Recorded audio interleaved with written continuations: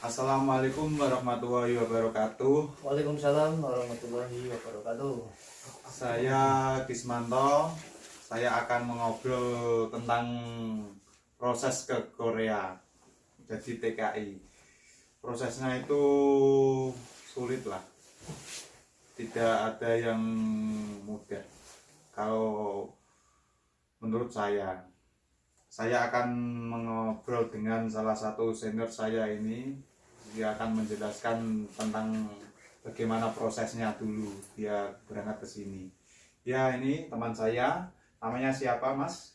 Ya, perkenalkan nama saya Mas Wahong ya. Wahong lebih kompletnya Wahong Simatupang. Asal mana? Asal Dari Pati, mana? dari Pati, Jawa Tengah, Semarang, Indonesia. Indonesia. Ya. Gitu, Mas. Ya. Ya, ini saya akan bertanya-tanya tentang masalah proses kamu dulu ke sini. Ya, siap. Nah, Selagi saya masih bisa berjawab, pertanyaannya tidak sulit, saya jawab, Mas. Nah, oke. Tengah-tengah aja sing ngangel. kamu cita-cita kamu kan dulu aslinya mau ke sini kan, itu bagaimana kamu melalui proses itu pertama-tama? Oke Mas, sebenarnya gini Mas, kesini ke Korea itu bukan suatu cita-cita saya. So sebenarnya ingin mengadu nasib, merubah nasib, karena di tempat tinggal saya itu proses mencari kehidupan itu sangat sulit. Akhirnya saya mencoba untuk jadi TKI ke salah satu negara yang dianggap gajinya cukup menarik lah. Ya, saya mencoba jadi TKI Mas ini Mas. Terus proses kamu belajar itu mandiri apa lewat lembaga, Mas?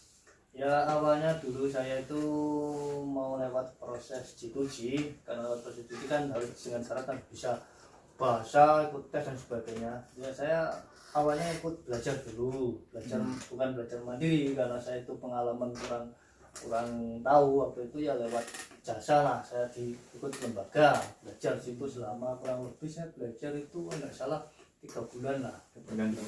Kamu ikut ujian berapa kali, Mas? Ya proses ke Korea itu enggak instan sih sebenarnya. Saya enggak sekali saja langsung bisa. Saya ikut ujian itu 2 kali Mas. 2 kali. Yang sekali gagal karena saya terlalu yakin bahwa saya benar-benar bisa ke sana, terlalu yakin, terlalu ambisi gitu loh, bahwa saya harus bisa ke sana. Ternyata saya sadar bahwa rezeki itu memang enggak bisa dikejar, enggak bisa doyan. Ya tetap berusaha, tapi Tuhan juga yang menentukan. Nah, proses kedua ini saya mencoba, tapi saya tidak begitu ambisi. Saya ikut aja lah, seperti air mengalir gitu loh Mas.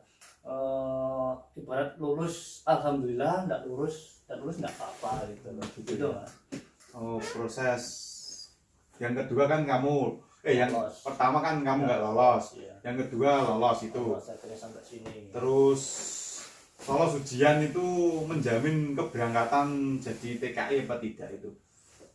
Enggak Mas, malah namanya gini, teman saya dulu yang mendaftarkan banyak.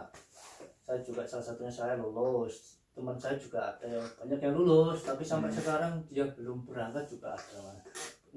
Bahwa kenyataannya lulus itu tidak menjamin kita bisa berangkat dan kerja di Korea. Tergantung nasib lah intinya. Kalau nasib itu udah bagus, berpihak pada kita, rezeki itu udah dekat pada kita, akhirnya semua itu akan terasa mudah dan cepat gitu.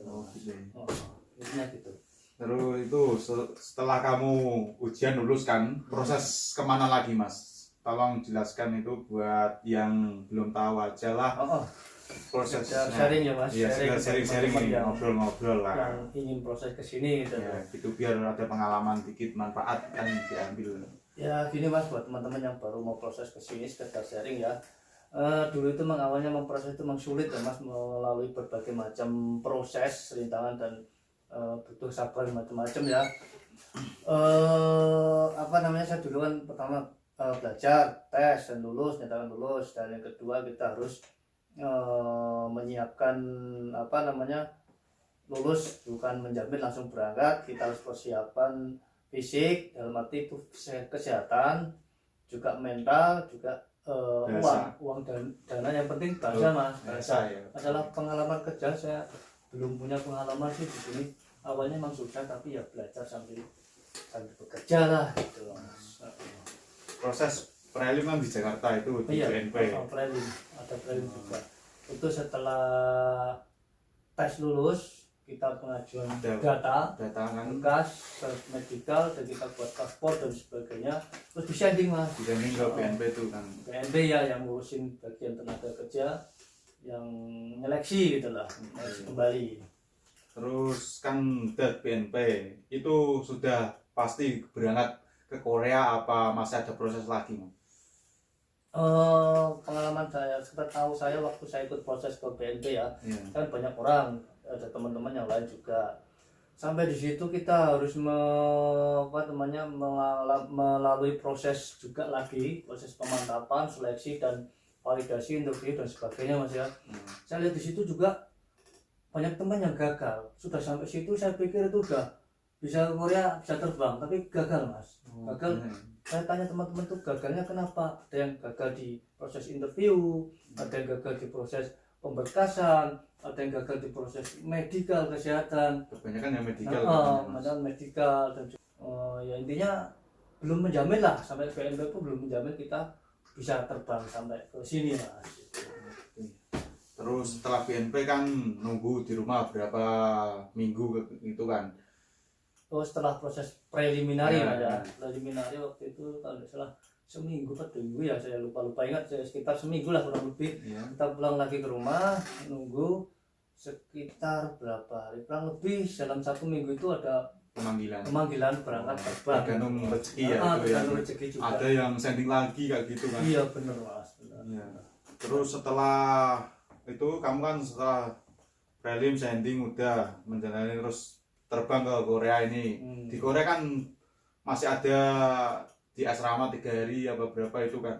Iya mas benar. Di waktu itu saya ingat di Incheon. Kita tiba dari bandara, dijemput terus sampai di Incheon, kita ditampung lagi selama kita 3 hari 4 hari lah, kita proses lagi pemantapan. Medical lagi kan? Medical lagi, terus proses pembelajaran, kita belajar juga situ. Ada gurunya dari namanya Ibu Lim, kalau nggak salah Ibu Lim itu orang Korea terus pintar bahasa Indonesia gitu loh mas. Kita diajar di situ cara kebudayaan Korea itu seperti apa, kita dikenalkan cara makan, cara berbicara, cara ketemu orang Korea, kita harus sopan, harus menyapa, harus sama sajang sama orang lebih tua. Pokoknya intinya kita dikenalkan budaya orang Korea, biar kita itu di sini itu tahu kehidupan Korea seperti apa gitu, biar bener gitu mas. Itu mas. Prosesnya sangat sulit kan? Iya, sangat panjang. Tergantung rezeki juga itu. Iya bener mas. Semua itu memang bergantung rezeki masing-masing emang. Terus setelah kamu bekerja ini kan ada kesulitan apa-apa itu kan? Nah, maksudnya kan pertama kali datang kan adaptasi dulu itu pasti. Benar adaptasi. Maksudnya adaptasinya itu. Kamu menurut kamu adaptasi harus bagaimana yang bagus lah? Oh iya ya, gini teman-teman ya, buat teman-teman pengetahuan, setelah pertama saya masuk Korea itu memang saya tuh sebagai orang asing belum mengenal di sini tuh adaptasinya sangat luar biasa mas Ari ya teman-teman. Pertama itu cuaca, kita harus cuaca di sini sangat ekstrim ya, beda dengan cuaca waktu di Indonesia. Kita itu harus bisa mengkondisikan dengan cuaca. Saya pas di sini mas, itu sekitar bulan 3-4 kalau salah itu masih musim dingin mas. Saya belum bisa mengkondisikan kondisi badan saya mau kerja itu gimana, posisi kedinginan. Ya itu waktu itu kedinginan benar. Saya mau kerja gimana, ngatur badan saya aja udah susah gitu, dingin gitu loh mas. Ya akhirnya mau tidak mau cuaca seperti itu harus saya lawan gitu mas. Akhirnya lambat saya terbiasa, jadi bisa adaptasi juga. Itu adaptasinya memang sulit. Benar. Kan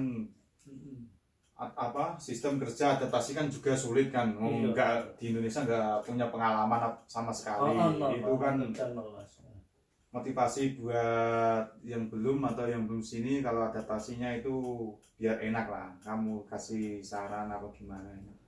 Intinya seperti ini mas, yang saya alami selama ini di sini, proses yang saya jalani, buat teman-teman sharing-sharing aja ya. Intinya kita itu kesini nggak perlu nggak perlu mikir yang macam-macam, yang penting kita tuh semangat.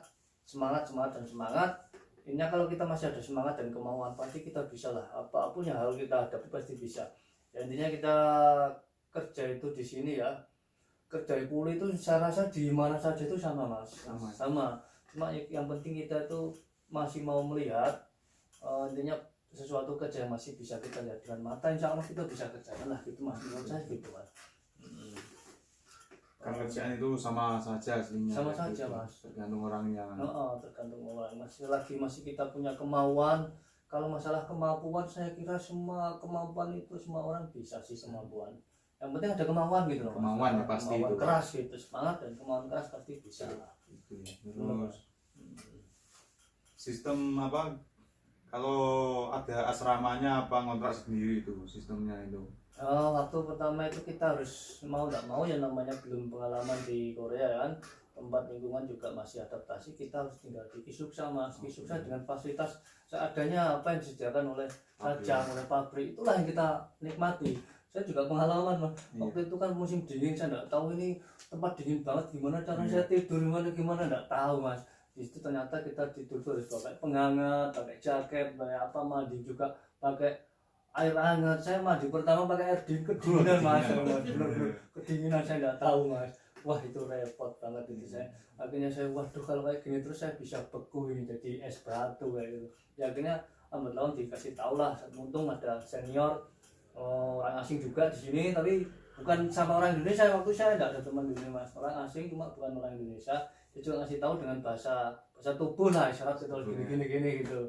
Akhirnya lambat laun saya tahu dan beradaptasi, bisa menyesuaikan dan bisa kerja, bisa hidup di sini.